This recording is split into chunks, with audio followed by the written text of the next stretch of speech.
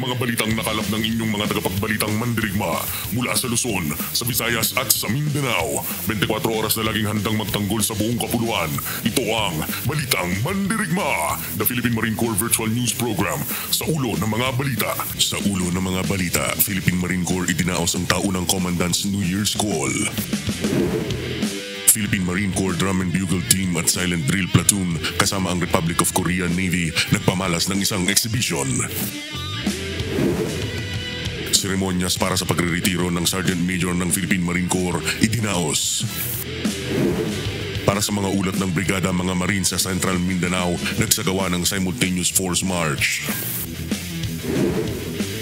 Marine Battalion Landing Team 7 nakiisa sa pagpapasinaya ng kauna-unahang state-of-the-art Swine Breeder and Swine Wean Farm Project.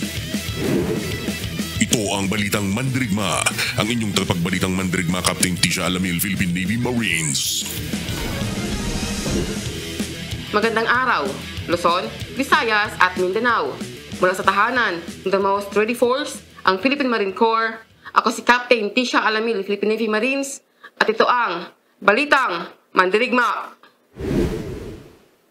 Philippine Marine Corps idinaos ang taunang Commandant's New Year's Call. Philippine Marine Corps matagumpay na idinaos ang taunang Commandant's New Year's Call noong ika-2 ng Enero sa Philippine Navy Officers Club, Marine Barracks, Rojardo Brown, Fort Bonifacio, Taguig City. Ang tradisyonal na New Year's Call with the Commandant ay isang okasyon sa Philippine Marine Corps kung saan ang Commandant mismo ng Philippine Marine Corps na si Major General Arturo G. Rojas, Philippine Navy Marines, at ang kanyang kabiyak na si Mrs. Dimples Rojas ang siyang mga host. Ito ay dinaluhan ng mga PMC flag ranks, brigade, group, regiment, centro at battalion commanders, senior officers na naka-assign sa Headquarters Philippine Navy at General Headquarters, mga foreign attachés at ang kanilang kabiyak, personal, technical, and special staff, civilian human resource at mga senior enlisted personnel ng Marine Corps. Pinuri at nagpapasalamat Major General Rojas sa lahat ng Marines para sa matagumpay na taon. Ang New Year's Call ay isa sa mga customs and traditions na pinapractice ng mga kasundaluhan kung saan ang mga military personnel ay nagpipay courtesy call sa mga commanders. Philippine Marine Corps, Drum and Bugle Team at Silent Drill Platoon kasama ang Republic of Korea Navy nagpamalas ng isang eksibisyon. PMC Drum and Bugle Team at Silent Drill Platoon kasama ang Republic of Korea Navy nagpamalas ng isang eksibisyon sa Luneta Park. Marami ang mga kababayan natin ang nasiyahan sa nasaksihan nila sa Luneta Park na nagkaroon ng eksibisyon ang Philippine Marine Corps Drum at Bugle Team at Silent Drill Platoon ng Marine Security Escort Group. Nagpamalas din ang banda ng Republic of Korea Navy sa pamamagitan ng katutubong tugtugin na Samol Nori. Ang Samol Nori ay ang pagtugtog ng 4-percussion musical instrument. Nagpakita din sila ng galing sa Taekwondo, ang martial arts ng Korea, pati na rin ang pagpapakitang gilas ng kanilang mga honor guards. Ito ay bahagi ng pagbisita ng Republic of Korea's Navy's Cruise Training Task Group sa bansang Pilipinas upang kunitain ang ika-70 anibersaryo ng Korea Armistice sa bansa. Seremonyas para sa pagre-retiro ng Sergeant Major ng Philippine Marine Corps idinaos. Nagbabalita mula sa Marine Barracks, Rojardo Brown, sa Fort Bonifacio, Taguig City, ang inyong tagapagbalitang mandirigma, Private First Class, Larry Soriano. Idinaos dito sa harap ng Brown Hall dito sa Marine Barracks, Rojardo Brown, Fort Bonifacio, Taguig City, ang seremonya sa pagre-retiro ng Command Sergeant Major ng Philippine Marine Corps ngayon ika-5 ng Enero, taong kasalukuyan.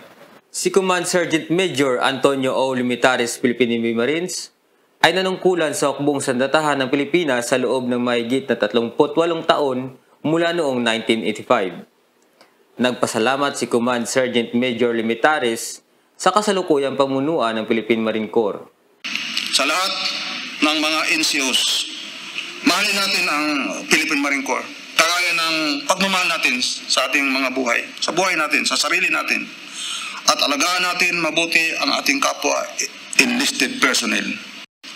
Ating tandaan, kung mahalin mo ang Marine Corps Organization, hindi ka rin nito papabayaan, ano man ang mangyari. Again, I love this organization. Pansamantalang halili sa pwesto ng pagiging Command Sergeant Major si Senior Master Sergeant Albert L. Lopez, Philippine Navy Marines, na kasalukuyang Assistant Command Sergeant Major ng Marine Corps. Kasamang dumalo sa selebrasyon ay ang pamilya ni Chief Sergeant Major Limitares, ang kanyang may bahay na si Mrs. Lenny Limitares at dalawang anak na sina Amara Luisa at Ana Lea, ilang mga sibilyan at malalapit na kaibigan. Dumalo rin ang Armed Forces of the Philippine Command Sergeant Major na si First Chief Master Sergeant Feliciano M. Lasso, Infantry Philippine Army, ang AFP Sergeant Major, Master Chief PT Officer Samuel Y. Arnaldo, Philippine Navy, ang Command Master Chief PT Officer ng Philippine Fleet, Lieutenant Colonel Adrian Ranky Galloway, U.S. Defense Attaché, iba pang opisyal at enlisted personnel mula sa Philippine Army at Philippine Navy, mga Marine officers mula sa iba't ibang command at units, pati na rin mga tropang Marines na nakasama ni Chief Sergeant Major Limitares sa mga taon ng kanyang serbisyo sa Marine Corps at sa bayan.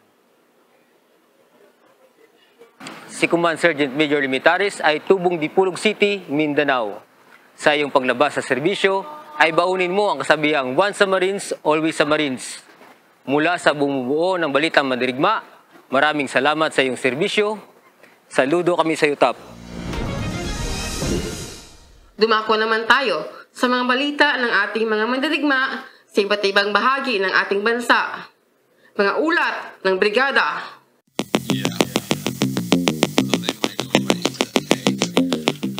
Mga Marines sa Central Mindanao nagsagawa ng simultaneous force march.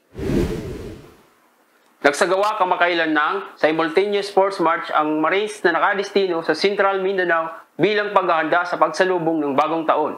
Nagsanib pwersa ang mga Marines at iba pang security sectors ng Central Mindanao para sa nasabing aktibidad na pinamunuan ni First Lieutenant Arjimar Is Hasan, Philippine Navy Marines, Officer in Charge ng 25th Marine Company. Kabilang sa mga lumahok ay mula sa Philippine Coast Guard, Bureau of Fire Protection, Criminal Investigation and Detection Group, Bureau of Jail Management and Penology, at ang mga kapulisan mula sa iba't ibang unit ng Central Mindanao. Tumagal sa mahigit 4 na oras ang nasabing force march na nagtapos ng isang kaganapang puno ng pag-asa at pag-uunawaan para sa kapakanan ng bawat mamamayan ng Central Mindanao. Na nagtapos sa isang kaganapang puno ng pag-asa at pag-uunawaan para sa kapakanan ng bawat mamamayan ng Central Mindanao. Layunin ng aktibidad na ito na ipamalas ang tunay na kahalagahan ng pagkakaisa lalo na pagdating sa seguridad at kapayapaan ng nasabing lugar. Para sa mga balita mula sa Central Mindanao, ako si Corporal Nino Corduba, nag-uulat para sa Balitang Mandirigma. Marine Battalion Landing Team 7 nakiisa sa pagpapasinaya ng kauna-unahang state-of-the-art swine breeder and swine wind farm project sa Palawan. Nagbabalik para sa buong detalye ng balitang yan, Private First Class Larry Soriano. Nakisa ang mga tropa ng Marine Battalion Landing Team 7 sa pagpapasinaya sa kauna-unahang swine breeder at swine wind farm project na naganap sa Barangay Kabigaan, lungsod ng Aburlan, Palawan, noong buwan ng Disyembre. Nakiisa ang ating mga Marines sa kauna-unahang swine breeder at swine wind farm project kasama mga local government units mula sa probinsya ng Palawan, munisipyo at iba't ibang stakeholders at investors sa nasabing proyekto.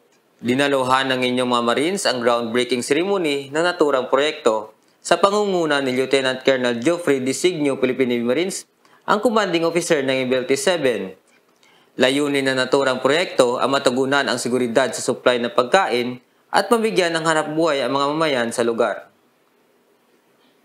Patunay lamang ito na ang inyong mga Marines ay hindi lamang nakatuon sa pangsiguridad na kapakanan, kundi pati na rin sa mga livelihood programs ng ating sabayanan. Para sa mga balita ng ating mga Marines sa Palawan, ako si Private First Class Larry Soriano, Philippine Navy Marines, ang inyong tagapagbalitang mandirigma ng Marine Corps Public Affairs Office, at ito ang Balitang Mandirigma.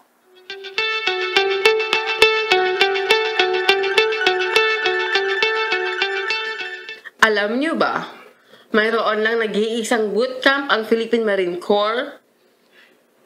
Ito ang tinatawag na The Basic School o mas kilala ng lahat ng Marines na TBS na matatagpuan sa Ternate, Cavite. Ang lahat ng mga gustong maging ganap na miyembro ng Philippine Marine Corps ay kinakailangang mabalagi dito sa loob ng 6 mahigit pang buwan para pagdaanan ang tinatawag na basic training. At kapag matagumpay nila itong nalampasan, sila ay may tuturing na ganap na full-blooded Marines at formal na magiging kasapi ng Armed Forces of the Philippines. At yan ang mga balitang nakalap mula sa the most ready force, ang Philippine Marine Corps. Muli, ako si Captain Tisha Alamil, Philippine Navy Marines, sa ngalan ng karangalan, katungkulan at kabayanihan. Ito ang balitang Mandirigma.